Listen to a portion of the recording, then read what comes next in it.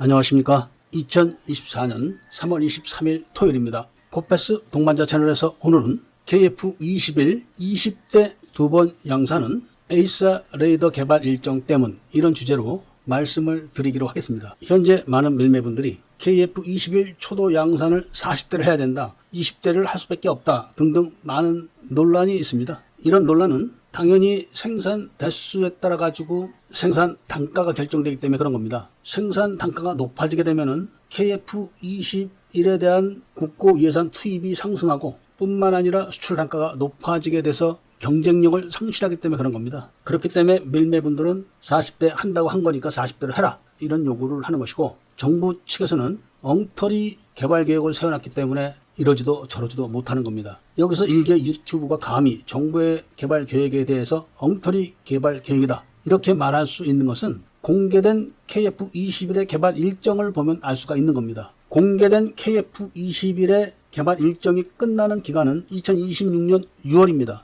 2026년 6월에 개발이 끝나면 또 인증을 받아야 됩니다. 그리고 나서 양산에 돌입하는 게 순서상 맞는데, 개발 도중에 양산을 하겠다는 것 자체가 문제가 있기 때문에 그런 겁니다. 그렇지만 이런 부분도 우리가 기술이었기 때문에 아무리 개발 일정을 세워봐야 맞출 수가 없다는 것은 기정사실이기 때문에 이해를 해야 됩니다. 그럼 지금 시험 비행을 확실하게 하고 있는데 뭔 개발이 아직 안 끝났냐, 이렇게 의문점을 갖고 계시겠지만 그 중에 핵심이 바로 4.5세대 전투기의 핵심인 에이사 레이더입니다. 많은 분들은 KF-21의 에이사 레이더가 개발이 끝났다 이렇게 알고 계시지만, 개발이 끝난 부분은 개발 일정 중에서 최초 평가가 끝났다는 겁니다. 최초 평가의 항목은 기능과 성능에 대한 시험, 소프트웨어 신뢰성 시험, 종합 군수 지원 시험, 운용 적합성 시험, 최대 탐지거리 성능 시험과 동시 추적 성능 시험 등등, 이런 거를 시험을 해서 증명을 한 겁니다. 최대 탐지 추적 거리 시험의 표적기는 FA50이었고,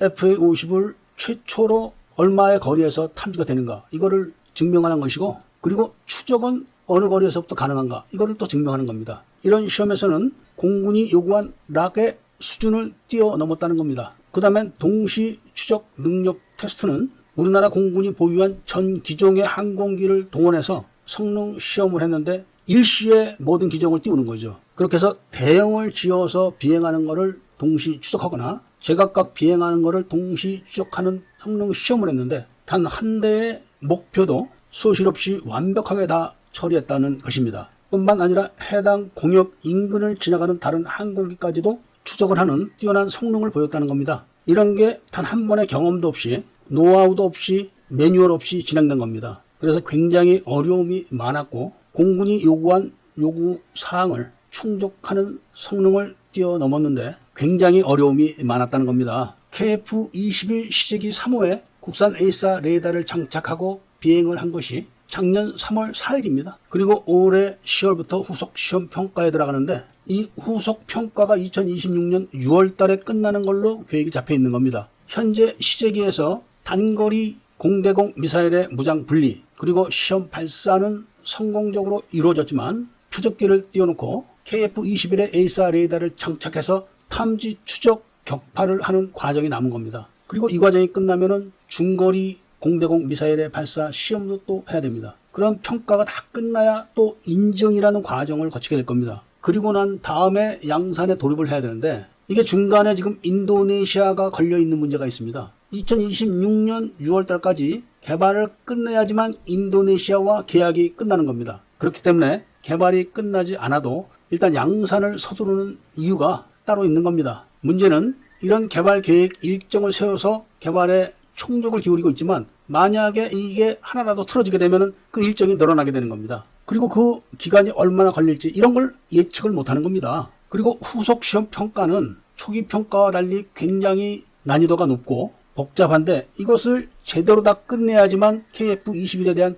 신뢰성이 최초로 수립이 되는 겁니다. 이것 때문에 인도네시아가 개발비 납부 기한을 8년 늘려달라 이렇게 요구하고 나오는 겁니다. 물론 우리나라는 안 된다, 계약대로 해라 이렇게 이야기를 하지만, 개발이 완전히 끝난 게 인증이 2026년 6월 달에 끝나느냐, 이거를 장담하기 위해서 지금 양산을 먼저 하는 겁니다. 이렇게 서두르다 보니까 문제가 뭐냐면은 에이사 레이더를 직접 개발할 수 있는 나라가 우리 주변에는 미국뿐이 없습니다. 그런데 주변에 바로 일본과 러시아와 중국이 딱 붙어 있는데 이런 나라가 우리나라가 에이사 레이더를 개발해서 시험하는 거를 바로 옆에서 다 같이 들여다보는 겁니다. 나라가 작다 보니까 우리나라 영공에서 시험을 실시하게 되면은 일본과 중국 레이더에 그대로 다 잡힙니다. 이런 어려운 문제가 있다는 말씀을 드리면서 오늘 이야기를 마치고자 합니다. 애국 시민분들과 밀매분들께서는 구독을 꼭 해주시고 좋아요와 알림 설정을 부탁드리면서 이야기를 들어주신 데 대해서 감사드립니다.